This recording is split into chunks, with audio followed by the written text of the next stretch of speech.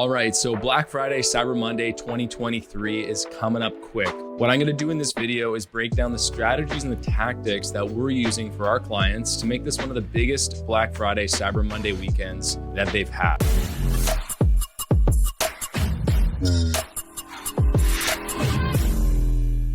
Before we dive in, my name is Derek Stroh, and I've generated over $100 million for our clients.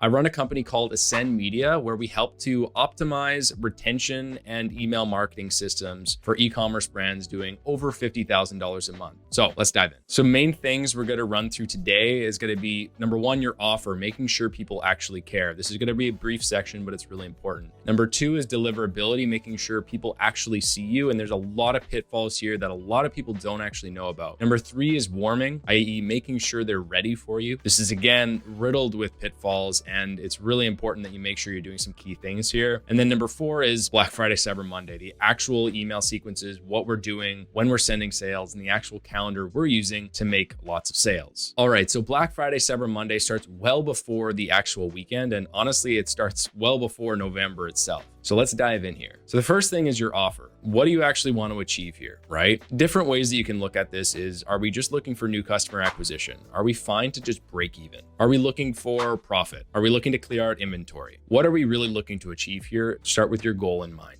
Now, one of the biggest mistakes that I see and I've seen brands make is they try to compete with everyone else with a really weak offer. A brand we were working with a few years back wanted to do like a 4 to 6% off some top products. We aggressively advised against this, and they planned a big launch around it. We planned a ton of things around it as well, and it completely flopped. Was kind of expected, right? Because when everyone else is promoting 10, 15, 10% is still very low, right? If you see some brands, they're doing 75% off. Now, higher doesn't always mean better, but you do need to make sure that it's actually competitive with what other people in the market are doing. Now, once we launched that sale and it completely flopped, we pushed to increase the offer and we increased it to 20% off. Sales increased by over 5x overnight without changing anything else. Moral of the story here is have an offer that's actually compelling to people and make sure it's easy to understand too. Couple different offer types here for you that you can run that aren't just your typical get X% off. You can obviously do the percentage off, but bundles are a great one. You can do this in a number of different ways. You can bundle the same product together for higher quantities, so increasing your average order value. But you can also do bundles of similar or complementary products. Number three would be one-day promos, right? So it could be like a buy one, get one, or it could be a volume discount. So you could have like kind of a tiered pricing volume discount. Free product with purchase, tiered gift, or tiered discount, just not two-tiered. So what I mean by this is you don't want a 8-step tiering system because no one's going to read that and no one's going to understand what it is. And it's going to take way too many calories for people to actually figure out, yeah, do I actually want this? Is this actually a good deal? Because if you send people a list of 8 different things, they're like,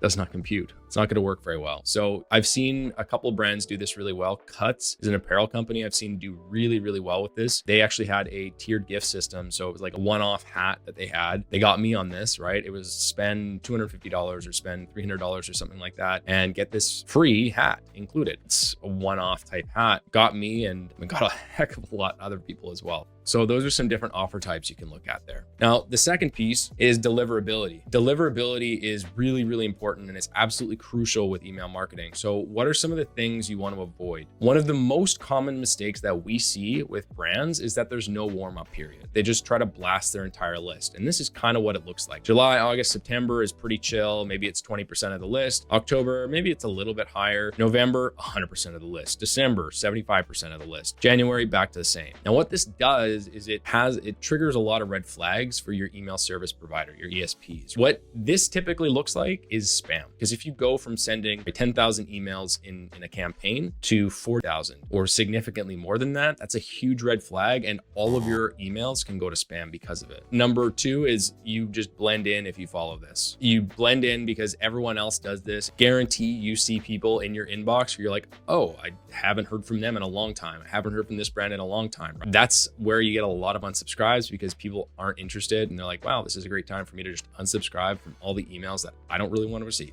And then three is you may actually have long-term effects because of that red flag, because of the ESPs flagging you as spam, you may actually have long-term negative side effects to your email deliverability. So really, really important to look at this. Now, how do you actually win? This is the sending part. Number one, we don't send to the entire list except for maybe 2 to 4 times per year. Number two is increase sending volume in lower increments. So for example, if we go back to this slide, instead of going from 20% to 100% of your list, so maybe it's 10,000 to 40,000 people, increase that slowly, go up 50%. So go from 10,000 to 15,000. And the other piece here is limit the sending volume increase to 2 times your average volume in one send. So same type of thing here, i.e. if you normally send to 10,000 contacts, send to a max of 20,000 contacts. So really, really important. Another piece here, how to win, clean your list. This is really, really important. Suppress disengaged profiles. I'll tag another video on how to do this here, but this is really, really important. So you want to make sure you're suppressing the disengaged profiles or the people who aren't really interested in your brand. And then what we do is we segment 3 different kind of segments for unengaged people. So we have 90-day unengaged, 120-day unengaged, and 180-day unengaged. And basically what we have here, just so it's easier to understand, like we have people who have not engaged in the last 90 days, but did engage in the last 120 days. And then we have the 120 days, it's not engaged in the last 120 days, but engaged in the last 180. You get the idea. Really, really important. And what we want to understand here is, hey, have people engaged in that 30-day window from not in the last 90 days, but in the last 91 to 120 days? Because these people they're slightly more warm than someone who hasn't engaged in the last 374 days. So step 3, this is the warming part. Now, this is crucial again for deliverability. Really, really important here. What we want to do here is typically in September, October, we start doing some audience testing with the unengaged profiles. So again, what we would recommend here is increasing the sending volume and increasing the amount of emails and people on your list that you're sending to by about 50%. So here's what we would do. In using these last 90-day, last 120-day, and last 180-day unengaged, back here, we're kind of sprinkling those people in a little bit more. So what we want to do here is say, okay, campaign 1, this is just, it could be a regular campaign, it could be a flash sale or something like that. But what we're doing is we have our regular campaign, and the regular campaign is usually the 90-day engaged, for example. It could be 60 or 30-day engaged as well, or 120 if you go all the way up to there. But for this example, we'll say 90-day engaged, and then the last 90-day unengaged, which means you have the people who have engaged in the last 90 days, and then you also have the people who engaged in days 91 to 120. So it's about a 30-day window. Next campaign, normal list. 90-day engaged. So a really important thing here, and I just wanted to stop sharing for just a second, is that we're looking at people who are unengaged over those certain periods. So they haven't engaged for 90 days. They haven't engaged for 120 days.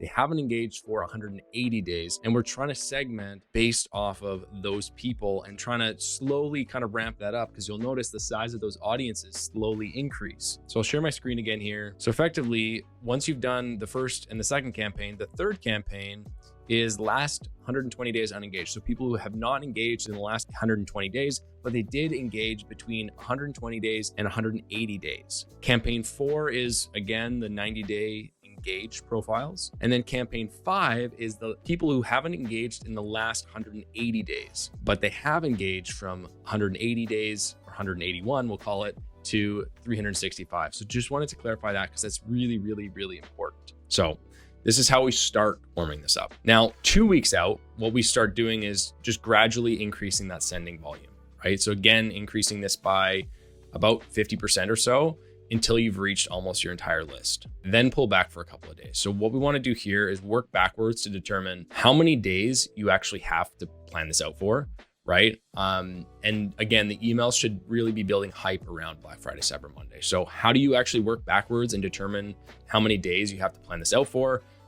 Effectively, you just need to determine, okay, how many people do I actually want to blast? Like how many people are in my engaged total list? You don't want the disengaged people who completely haven't engaged in the last 365 days. And you also want to make sure, obviously, you're excluding suppressions. But how do you determine that? If you, for example, have 40,000 people in that list, and right now you only have 30,000 people in your 90-day engaged, it's not going to take you very long to do. You can actually do that pretty quickly. But if you have 10,000 people in your 90-day engaged, and you have 40,000 people in your total list that you want to email, well, then you want to increase it by 50%. So you might have to do that a couple more times. Again, this is kind of how we break that out as we approach Black Friday, Cyber Monday as well. So some campaign examples here that you can run. Number 1, try having some different offers, different promos throughout November. Instead of competing with everyone else and every other brand for inbox real estate on those 4 days, try having different promos pre-Black Friday, Cyber Monday. This can work really well in a couple of ways. Number one is you can rotate between different offers and you can see which offer actually works the best and which is most compelling. So again, I'd go back to the examples that I had before where it's like bundling, BOGO, free gift with purchase, tiered discounts, those types of things. See if you can incorporate one or multiple of those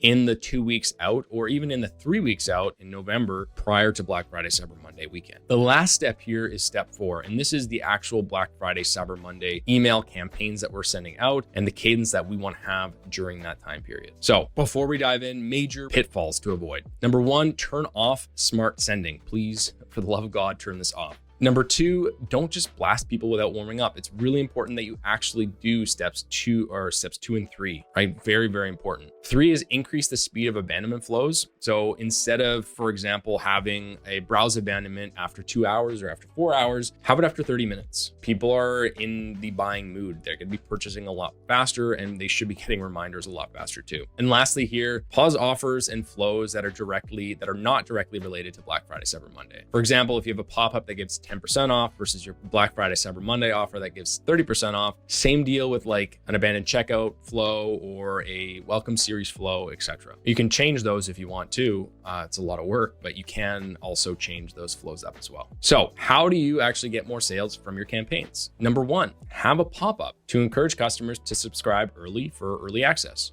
Number 2, provide VIP early access. This is super, super powerful because people love to get access before others. Provide VIP access for the first 24 to 48 hours before the sale even goes live. People are gonna love that. And this should be offered to your VIPs, i.e. the people who are purchasing multiple times, your best customers. Make the design pop. This is Black Friday, Cyber Monday. We should make sure that the design pops and it looks like Black Friday, Cyber Monday as well. Number 4 is daily targeted campaigns. So target specific segments, like people who engaged in the last 24 hours with more personalized messaging. And you can also use a countdown timer here. So that's a couple of key ways to get more sales from these campaigns. 4 segments that we use that really work over Black Friday, Cyber Monday are the VIPs. So this is high RFV, so high recency, high frequency, high value. And effectively, like I said, what we want to do here is private hours and exclusivity. If I could spell exclusivity, there we go. Brand enthusiasts, right? These are kind of mid to high recency, frequency, and value.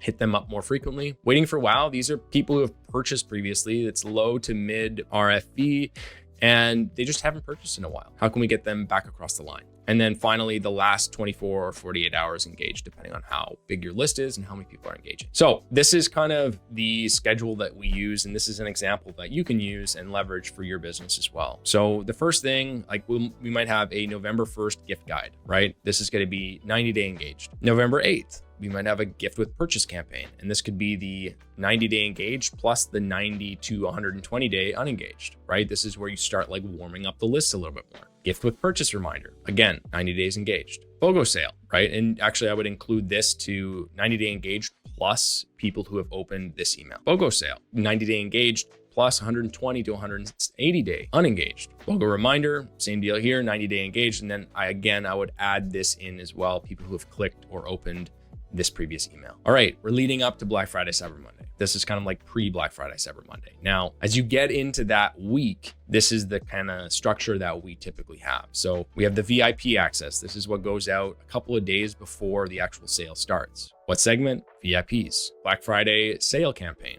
This is going to the entire list after you've done that cleaning. So this is going to the entire list. Black Friday resend with a countdown. Again, this is people who have engaged with the email in the last 24 hours. These are people who have clicked or opened the email in the last 24 hours. We're going to send them a reminder at the end of the day. Black Friday sale reminder. Again, 90-day engaged, plus the people who have engaged with the email in the last 48 hours. Cyber Monday sale campaign, entire list. Cyber Monday sale resend, again, with the countdown timer. They've engaged with the email in the last 24 hours or 48 hours, depending on how you kind of structure that. So same kind of idea as the Black Friday one. And then Cyber Monday sale reminder, 90-day engaged, plus the people who have clicked and opened and engaged with the email in the last 24 hours. So that's effectively that. That's our sending strategy. That's our campaign strategy. That's what we do leading up to Black Friday, Cyber Monday. And what you do leading up to the weekend is just as important, if not more important, than what you're actually doing over Black Friday, Cyber Monday weekend. Reason being is because if no one opens your emails, if your deliverability is poor, if you're going to spam, no one's going to see the offer. It doesn't matter what you're offering, and it's going to flop. So really, really important to make sure you're looking at all of those things that I mentioned previously.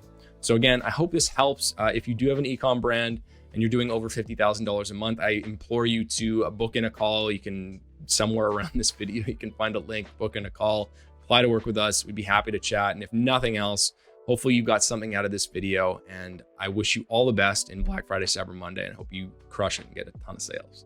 Anyways, thanks for tuning in, and thanks so much.